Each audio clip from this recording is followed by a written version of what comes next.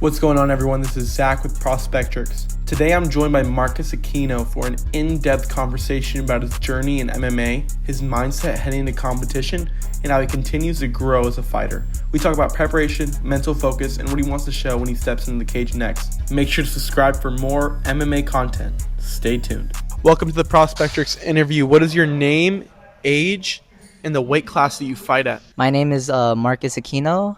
I'm 20 years old, and I fight at 135 bantamweight.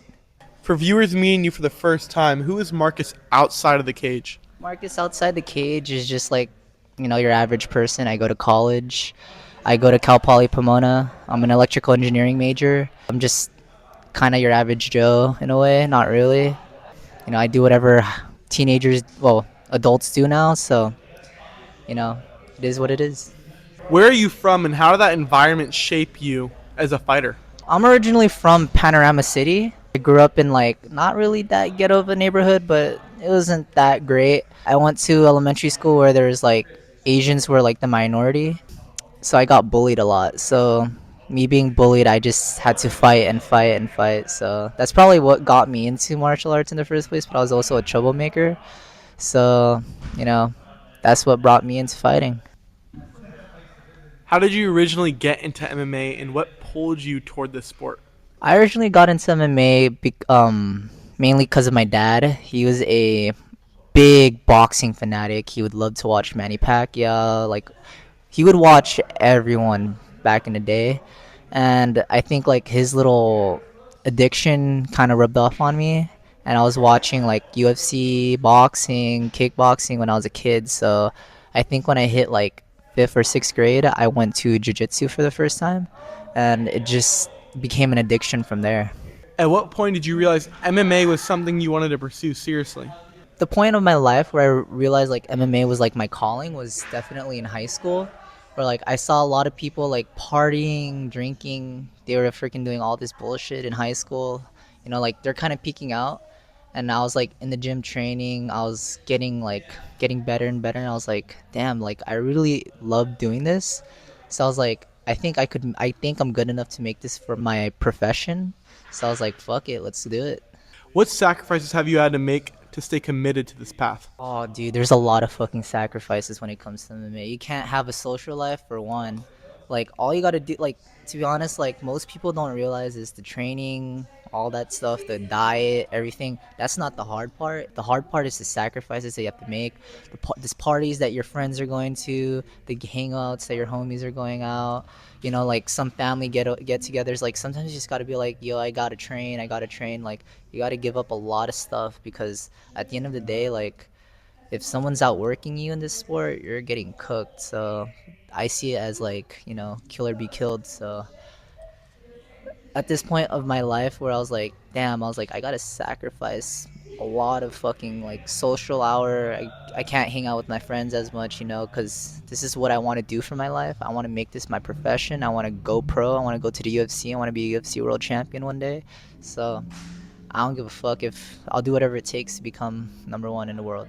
In the cage, how would you describe your fighting style? And in the cage, my fighting style is very aggression forward heavy. I love I watched when I was a kid, I would watch a lot of Cain Velasquez, where he would just freaking maul you or come forward heavy with knockouts. I love highlight stuff, I like going forward, front foot, 1-2s, just going straight towards you. I don't like backing up as much, but I will back up if I need to. At the same time, I'm just coming straight at you like a bulldog. What are your thoughts heading up to your fight this weekend? My thoughts are I'm as confident as I could possibly be. I already know the win is mine. I'm not tripping about it. I'm not worried about anything. I had a great camp. I sparred with great people like Mark, Diego. I got my boys Derek. I got Clay. I got a lot of people from Yakubian Muay Thai. Shout out to my coaches, Rob Lemus and Sean Yakubian. I also got my boy Cheyenne.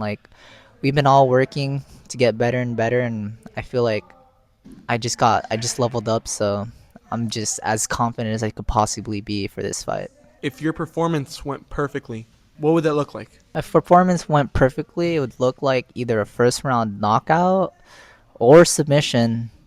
because I don't think this guy is gonna survive. I'm just gonna go at it. I'm very confident in my skills. I'm very tenacious. I'm very hungry for everything. So, What does this training camp look like compared to earlier ones in your career?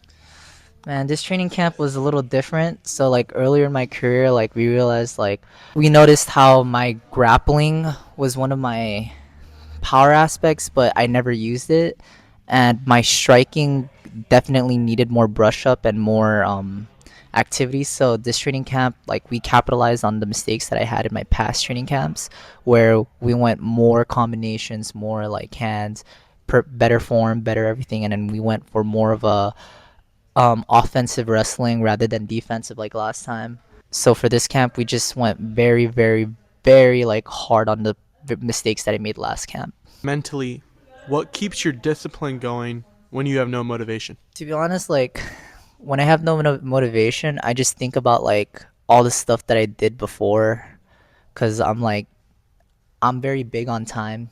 Time is money, right? So if I'm like, damn, I'm like, I don't feel like training today or shit like that, I either think about the time like I wasted coming up to this point of my life, or I think about someone working harder than I am. And I'm like, damn, that motherfucker's working harder than I am, so I gotta outwork him so I could be better than him, so I could, be better than everyone in the world. What do you think separates you from other fighters at this level? I think what separates me from other fighters at this level is I feel like I'm very well rounded. I got very great striking from Sean and Rob. I got really good grappling from Sir Lewis, and then I got my boy Mark and Diego helping me with the wrestling. So like, and Jesse actually, shout out to Jesse. I got them helping me out with my wrestling. So I feel like it doesn't matter what aspect of the game it is, I could just beat you in it. When it comes to short term goals, where do you want your MMA career to be by the end of this year?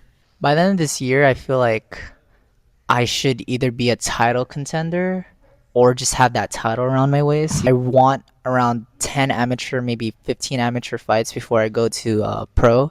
So I'm just going to rack up as much experience as I can because I'm really young right now. I'm still 20 years old.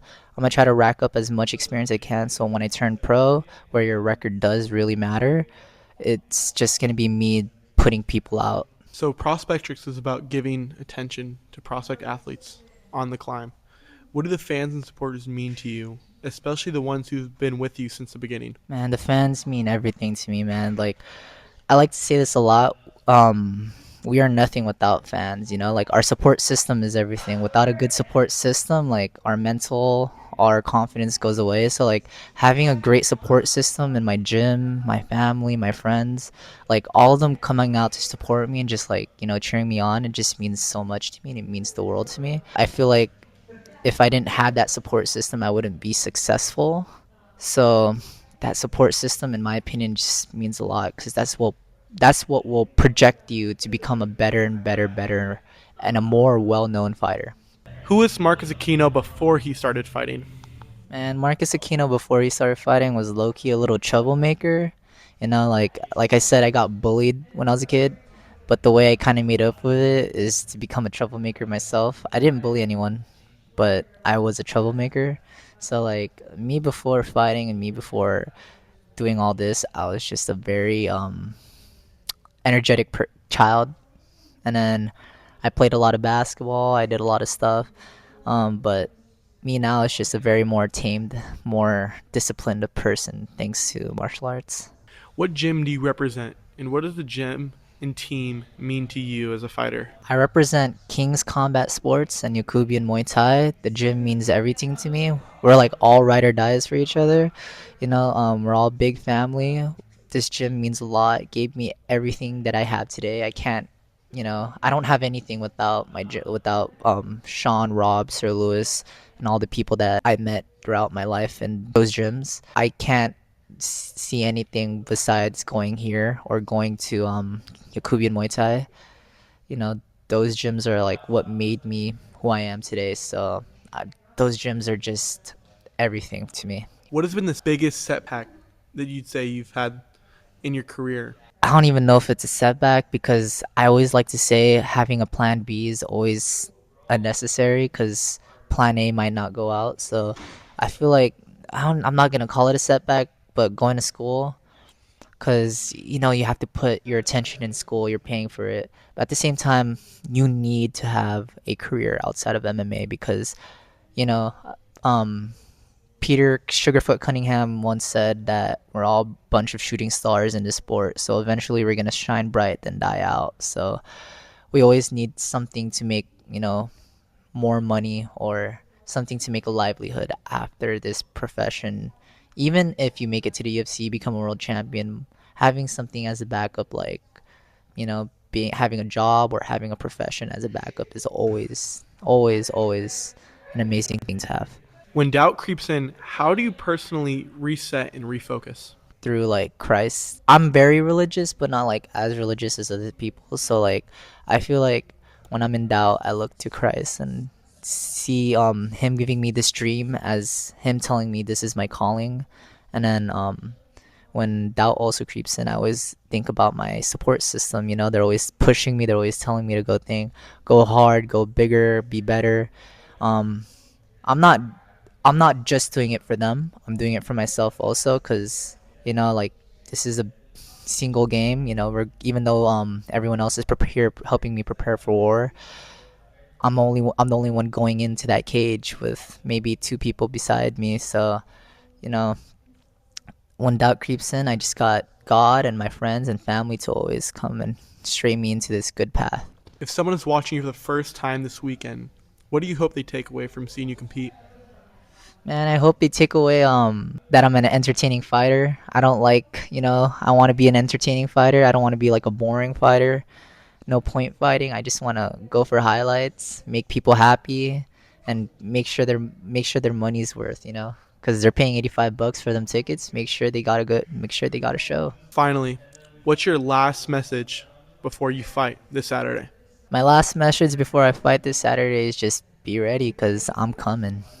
Thank you for your time, Marcus. Thank you, bro.